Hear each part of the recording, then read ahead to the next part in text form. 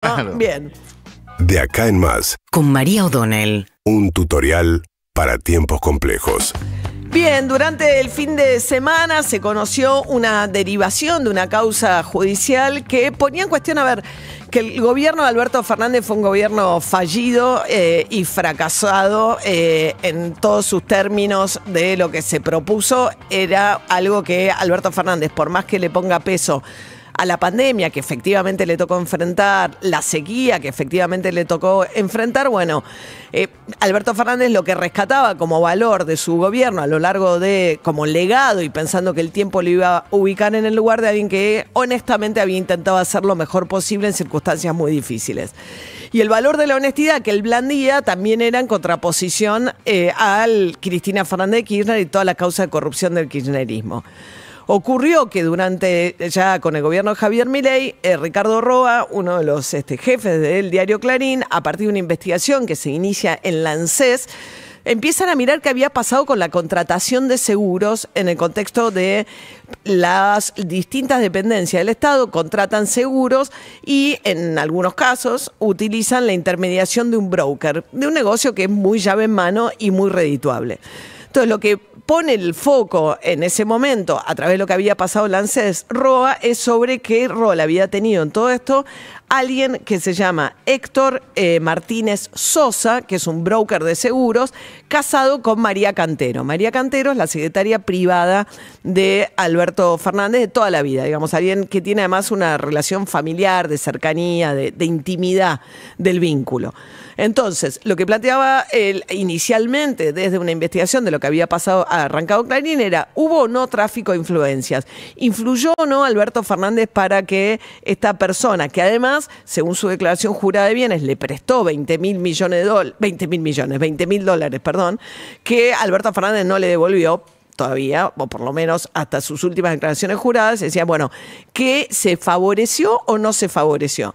La primera defensa que había hecho Alberto Fernández decía, no, todo lo contrario, yo lo que hice fue sacar un decreto por el cual eliminaba la intermediación de los brokers. Pero aquí que aparece a partir de un allanamiento y la investigación judicial que cae en manos del juez Arcolini, el teléfono de María Cantero, la secretaria privada. En ese teléfono encuentran innumerables conversaciones en las que María Cantero aparece intercediendo a favor de su marido. En un momento incluso bromea diciendo como nuestra pyme, como diciendo estamos facturando para la pyme que no era tan pyme. Y entonces aparece ella diciendo, mirá que se publicó en el boletín oficial que le sacaron de Cancillería, donde tenía, vamos por Gendarmería, tenemos que recuperar Gendarmería.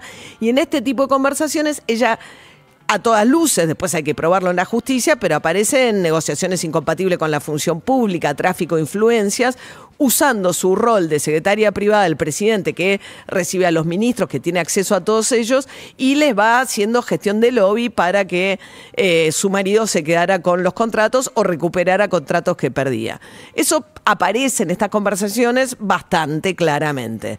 La intriga era, pero ¿qué rol tuvo en todo esto Alberto Fernández? O sea, ¿hasta dónde Alberto Fernández también hizo negociaciones incompatibles? ¿Qué rol tuvo en la asignación de estos contratos?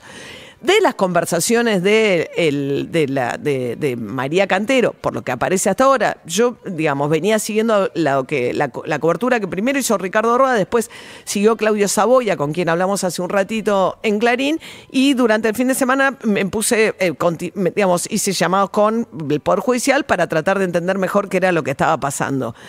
Y ahí lo que plantean es que efectivamente la duda hasta ahora era, y la investigación por el lado que tienen que profundizar, es qué rol y hasta dónde tuvo un rol Alberto Fernández en la asignación de estos contratos. Porque los celulares de María Cantero y sus conversaciones llegan hasta la compra de algunos regalos onerosos, no solo para Alberto Fernández, sino para el jefe del intendente de Olivos, y también, reuniones que María Cantero le gestionaba a su marido con Alberto Fernández. Te espera tal hora, anda con él, fíjate cómo te fue, etcétera.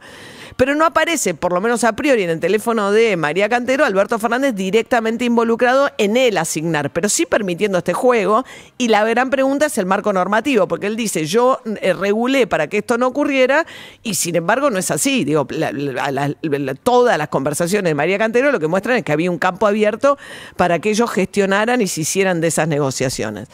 Entonces ya estaba bastante complicado ese panorama dentro de la justicia para Alberto Fernández, que insisto, digo, como su legado tenía que ver con ser un hombre honesto que hizo lo mejor que pudo en circunstancias muy complejas, tanto internas como internacionales, ¿no? Tanto internas en términos de la coalición de gobierno que le tocó con Cristina Fernández de Kirchner, como en un contexto internacional muy difícil. Bueno, ese hombre honesto que hizo lo que pudo en circunstancias muy complejas aparece cuestionadísimo en el ámbito además del cual viene él en la actividad privada, que tiene que ver con el mundo de los seguros. Si él algo que no puede alegar es que no conoce ese sector, porque es el sector en el que él creció, con lo cual las reglas del juego del sector de seguros es algo que Alberto Fernández conoce y conoce muy bien. Habrá que investigar hasta ahora, digamos, que su secretaria privada de toda la vida y persona de confianza utilizó su cargo para que su marido consiguiera contratos, me parece, surge, por lo que dicen los investigadores judiciales, con toda claridad de lo que secuestraron del celular. ¿Qué rol exactamente tuvo Alberto Fernández? Es lo que ahora están viendo de los investigadores judiciales, sobre todo viendo si no le dio el marco normativo perfecto para que todo esto ocurriera. Luego habrá que ver si hay alguna conexión de intereses de negocios mutuos. Por ahora lo que surge es lo que Alberto Fernández declaró en su declaración jurada de bienes, que tiene que ver con este préstamo que le hizo al marido de María Cantero y que él no devolvió.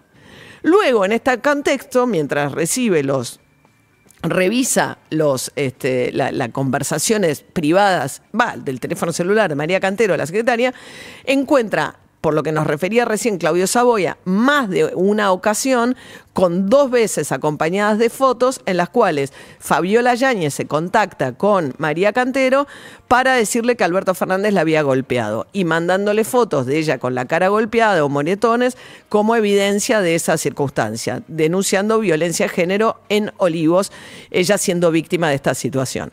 ¿Qué hace el juez Ercolini? Abre un expediente aparte porque en la presunta comisión de un delito, como es la violencia de género, él tiene que actuar al margen de la causa de los seguros, que es la causa de corrupción en la justicia federal. Le pide intervención a la Corte Suprema de Justicia, que tiene la oficina de violencia de género, la Corte Suprema, para decir qué hacemos con esto. La Corte contacta a Fabiola Yáñez porque es un tipo de delito que en principio, si la víctima no hace la denuncia, no avanza la investigación. Hasta ahora, la respuesta de Fabiola Yáñez a través de sus abogados y por lo que le contesta a la Oficina de Violencia de Género de la Corte, que es lo que después Ercolini recibe, Fabiola Yáñez decide no hacer la denuncia. El abogado que no está claro abogado de quién es, si de Fabiola Yáñez o de Alberto Fernández, porque fue funcionario además del gobierno de Alberto Fernández, hasta ahora lo que ha dicho es que hubo discusiones muy fuertes en Olivos, que las peleas existieron, pero que no existió violencia de género y que no hubo golpes de Alberto Fernández a Fabiola Yáñez. Bueno, eso es la versión original. Hasta ahora Fabiola Yáñez no ha dicho absolutamente nada, tampoco ha dicho Alberto Fernández absolutamente nada respecto de esta última revelación, que insisto, pone en jaque el poco capital que le quedaba a Alberto Fernández de su gobierno.